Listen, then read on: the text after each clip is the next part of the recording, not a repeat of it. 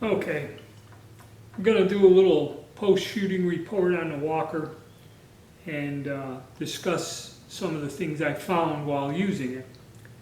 You have to ask yourself why, you'd want a firearm like this. It is a pretty close representation of what, an original gun was like back in 1847. And this is a powerful gun. It has a mystique, and it's kind of unusual. But this here is somewhat of a very accurate representation or reproduction of the gun, along with the gun's design flaws. Okay, bear that in mind. We all know what they are: the latch, different things in the internal mechanism, the lock work. That's why there are, I think, 4 variations: the 1848 Whitneyville Dragoon, and then first, second, and third model Dragoon pistols when they redesigned this gun into something small, a little bit smaller and more manageable. Also, there's changes to where the hand, the stops, the cylinder stops, and also some of these other problems we were having with this gun jamming up were corrected in other versions. Okay, they were design changes. Okay, small ones, but still, they corrected a lot of these problems we're having. Number one, and another thing too, these primitive guns were not designed for repetitive range sessions like I did today. They get gummy, they get gummed up, they have to be cleaned. I'd say I was getting, 12 shots, maybe a third cylinder, depending on the load. And I'd have to pull it apart and wipe off, clean the cylinder thing out where it rotates, and I'd scrub the barrel out because it did, it got caked up with fouling lead and stuff. And it would affect the accuracy in my testing. So you have to bear that in mind. And I'm not going to change this or anything. But one thing that I noticed is when the heavier loads were the caps they're flat. And what they would do is they would drop down in here, and the way this is designed, it can fall into the action parts of the cap. Okay, so which I think that's what happened.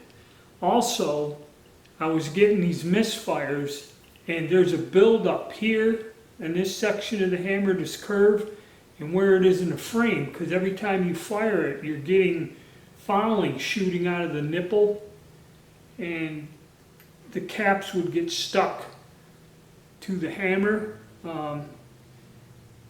and there's no sharp edges on there. It's just the force of the blast. This is a very powerful weapon, okay? So it's all part of the game. But the problem is now in cleaning this, okay, I'm gonna clean it. The barrel, this, and the cylinder is all just like any other cap and ball revolver. You just take it apart. I'm going to get a thing of water with dishwashing detergent.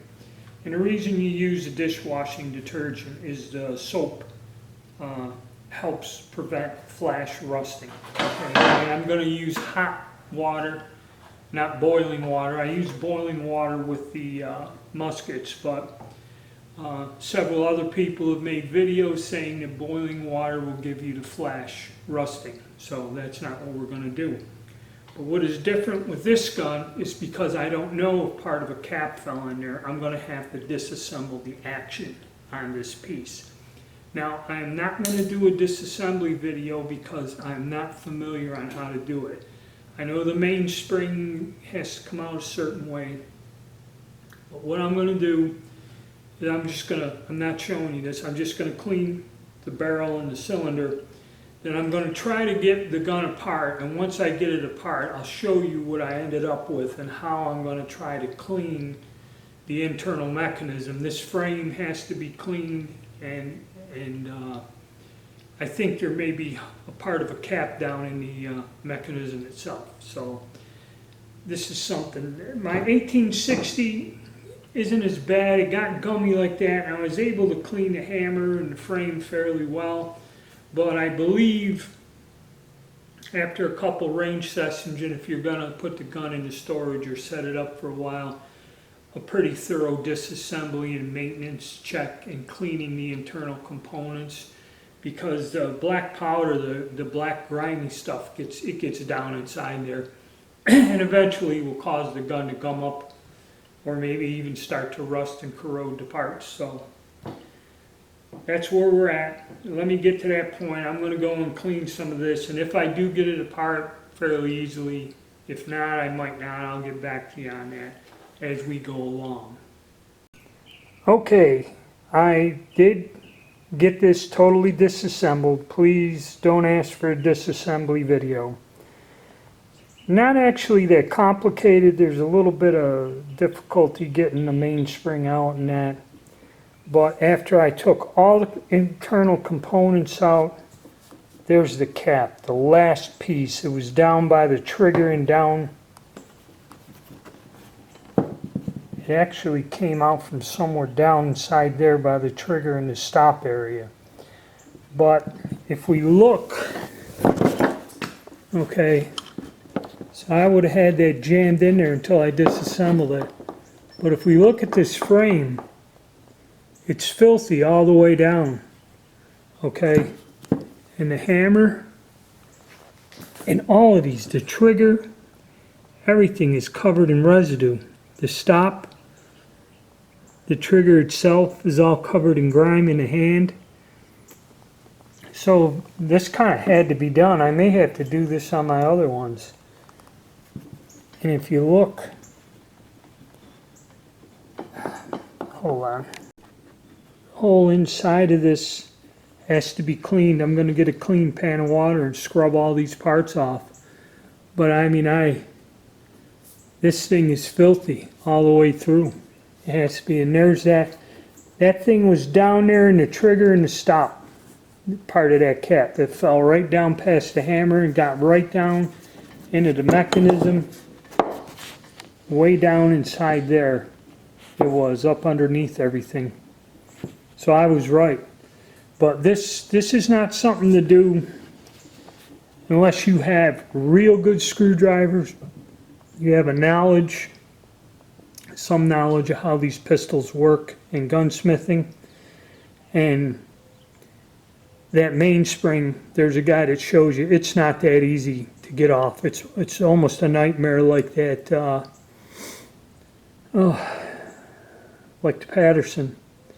But I'm going to go get me some water, and I'm going to scrub all this down. I'm going to scrub this all down, the whole frame and everything internally and out, and submerge it right in water and WD-40 and ballast all it. WD-40 will dissipate water, so you hose it down and wipe it all down with that. But I mean, there was grime on this, and then down where the hammer, where the hand comes out down in here, that's all full of gunk and grime. So this is going to be a pretty intensive cleaning job. But that's what was giving me trouble, and I was right. There was a cap down inside the mechanism of the action, and there it is. But man, I'm glad I only shot the one gun today. Alright, when I get it cleaned up, I'll show you how it all went back together. Okay guys, after 3 hours,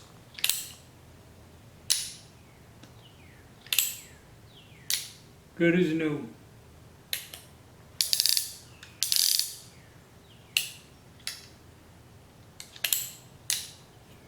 I had to disassemble this whole gun. Underneath the brass plate where the trigger was, there was black powder fouling. I had to scrape off in the little hole where the trigger goes. Every single internal part had black powder fouling on it. Every screw, spring, everything. It was amazing. Now I don't know if I should go and review all my other guns I've had for years, tear them all down and look and see what's inside the actions. But I got it. I'm not going to make a disassembly video because this is tricky and I don't have the correct tool to grasp the spring. It's not as bad as the Patterson. The Patterson was horrific. I mean, that thing, this is not a project or is not something you should attempt if you don't have screws or knowledge of the gun. It's not that complex of a weapon. You know, there's 3 screws, 1, 2, 3, 4, or actually 4 screws and about 8 parts that actually are in here, but they're all little tiny springs and that, and if you shove them the wrong way or put them in the wrong way, the gun won't work. The worst thing you can do is strip out your screw heads. So you gotta have a good set of screwdrivers. But I got it clean, went out and fired it, so ready for the next time, guys. Thanks for watching. Hope you enjoy our Walker series here.